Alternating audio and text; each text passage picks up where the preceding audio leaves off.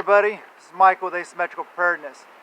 I just did a video yesterday about the stresses and everything like that involved with preparedness. So today is back to basics. The groundwork, cornerstone of prepping, right? The simple things, the really important things. The first thing is that you need to do, and this is to motivate you to move out of any kind of stress that you've been having as a prepper, those kind of things. First thing I would do is reprioritize your needs. Look at your list, look at your plan, look at your prep, see what you have.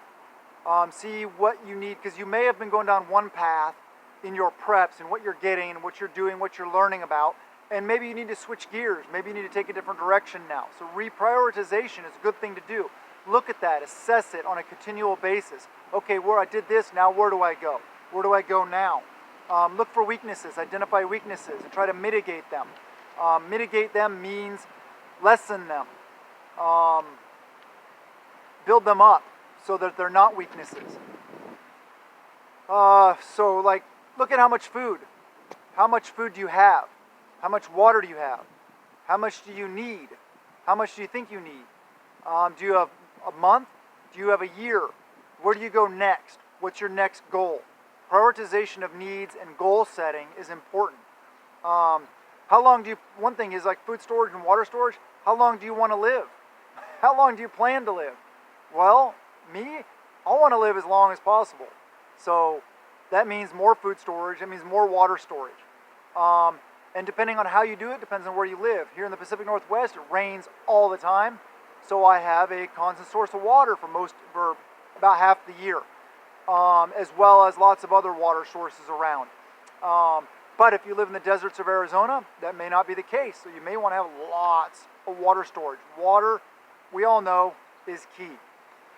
The ability to produce calories also is going back to the basics. Starting a garden, growing your own foods. See, like this right here, that's a raised bed. This I'm sitting on is a container for container gardening. You guys have seen the videos if you've watched my channel for any length of time. All the gardening and stuff, all the producing my own calories. Yeah, it's very important. That's back to basics. Simplifying your life. Digging in the dirt with your own hands. Getting dirty. Reconnecting with nature. That's important. It's important for mental health and everything. Yeah, garden, greenhouse, grow lights, animals, shelter for winter. All these kind of things you can think about. Do you need to build a better shelter for your animals for winter? Do you need to build a greenhouse? Do you need to improve your greenhouse? Do you need to fix your greenhouse? These are all things we may not be thinking about all the time, and I try to think outside the box. I don't always, but it's part of the game we got to play. Is your winter gear out? Have you assessed it? Is it full of holes from moths from last season, from sitting in a box? Is it still operational? Is it still good to go? Have sizes changed? Have you gotten bigger? Have you gotten smaller? Have your kids grown? Reassess your needs. What do I need now? What sizes do I need? Do we have everything we need? All those kind of things. Hey, I moved. I was living in Florida where there was no winter. Now I live in North Dakota. Well, you know what? You need to reassess your needs, right? Anytime you move, especially if you're moving climate zones and stuff like that. Vehicles. Are your vehicles ready for the winter? Have you, are you up on your antifreeze? Have you changed that? Have you, done an oil change? Do you need studded tires? Do you need to check the condition of your snow chains? All these kind of things. Do you have your winter gear in your vehicle for bug out purposes or get home purposes? Go over your finances, your wills, etc. All that kind of stuff. Paperwork, you got to keep up on it. I know it sucks. I hate doing paperwork. I hate keeping up on all the adulting things. I just want to go play and be a kid and be a prepper, homesteader. But we got to do the adult things also, right? We got to make sure our affairs are in order and all of our paperwork's good to go, and that we have copies of it everywhere we need to, in our bug out bags, in our vehicles, stuff like that. Secure though, so other people can't get their hands on it. Weatherproofing your home or your vehicle. I just talked about vehicle. What about home? Do you have any, drafty areas that you need to put up some weather sealing? Do you have whatever? Does your roof need repairing? All these kind of things. Have you cleaned your chimney for your coming heating season? Do you need to replace any bricks in your fireplace, in your wood stove? All these things we got to think about. And this is all back to basics, just kind of like a reset. We need to do that every now and then, right? Reassess what you're preparing for. Were you preparing for, Cold War type stuff, but now we have a different threat? Are you prepared for, were you prepared for massive earthquakes and stuff like that, but now you move to like the Midwest where there are no earthquakes really? Or were you living in the Midwest where you're, prepared for storms like that, and now you live in the mountains of Washington, Those kind of things. What are we preparing for? I like general preparedness. I don't prepare for one specific thing. Because if you prepare for one specific thing, sure, you're still better off, generally speaking, for a lot of things. But it's very narrow-minded. So broaden your spectrum, maybe. What are your priorities? Have you been procrastinating anything? Do you need to get on something? Another concept I like is KISS. Keep it simple, stupid. Simplify things sometimes. Maybe you're overcomplicating things. Maybe you're thinking about too much. Maybe you're trying to swallow too much at once. You're trying to take on too many projects, do too much, and you're getting overwhelmed. This is part about resetting yourself for your mental health and for the ability to continue prepping and not get burned out and worn out. What about your contacts? Have you updated your contact list? Have you kept in contact with your contacts? Are you building your mutual assistance groups? Are you keeping up on training? All those kind of things. Are you growing? Are you building a community?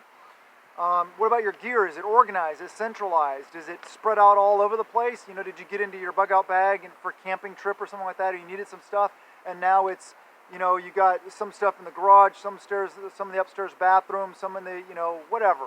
Is it all spread around? Do you need to gather that stuff back up together again? Mitigation of threats. Have you thought about that? What about physical violence? We've seen stuff going on, riot, looting, those kind of things. What about, the threat of starvation? How are your food preps doing? Mental. What about boredom, isolation, stress? Do you have things that are fun? I always say make prepping fun so that you don't have to worry about that.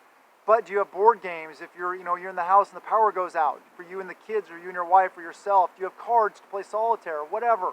Different things like that to keep your mind occupied. Now, in a situation where we're prepping and there's a big, collapse, something like that, we shouldn't really have too much dead time because we'll be really busy. But you still need to take a break sometimes. You need some dead time. You need some me time every once in a while. Spiritual. What are your spiritual preparedness like? That's very important. Are you questioning Him? Are you, have you suffered a lot of losses? Has your faith gotten weak?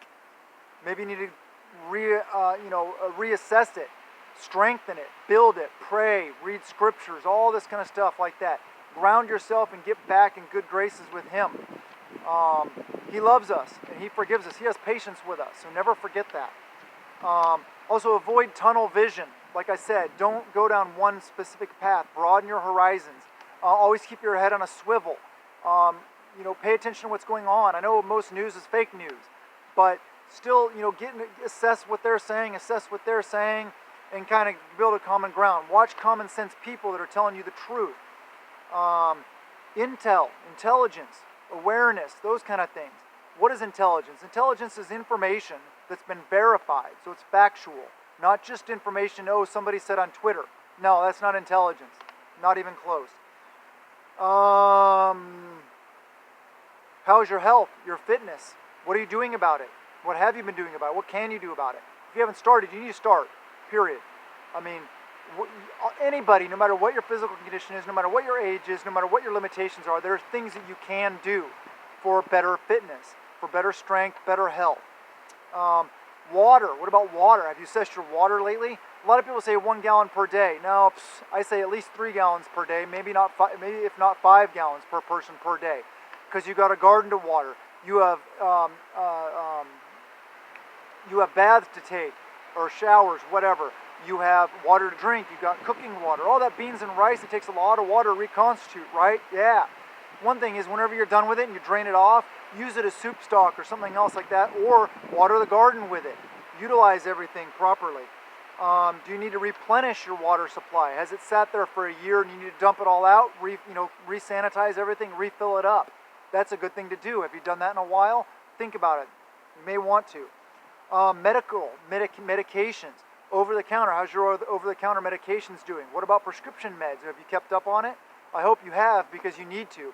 Always refill your prescription meds every single chance you get, as soon as you can, even if you don't need it, and throw them in your preps if you don't need it, because you don't ever know what you're going to need if things go down and you have no access to hospitals and doctors and that kind of stuff. What about hygiene? How's your overall hygiene preps, your comms, your shelter preps, your tools, your defense, all those kind of things. We're in an ammo shortage right now, a severe ammo shortage, so it's difficult to get ammo. But you can still get it out there, and you can still get it without being, raped for the cost. So keep an eye out, do research, search online, go to different places around, go to gun shows, go to local gun shops, things like that. There's always a way. You may have to pay a little more now, sure. But if you've been prepping all along, like I said, and like I always say, prep a little every day, then you shouldn't be worried about any individual shortage that comes up. Ammo, I haven't bought ammo in a year or two, because I don't have to. I'm good. I buy every once in a while, actually, I'll buy a box or something like that. But, hey, if you're doing that, then you're still adding to your preps, and you're still adding to what you have. Sometimes you need to take a step back, you need to reassess, you need to go back to basics. So I hope you guys like the video. I hope it helps you guys out. I hope it helps your mental state, your state of mind, because I'm trying to lift you up and empower you, not beat you down, stuff like that. So anyway, I love you guys, and blessings to you and yours.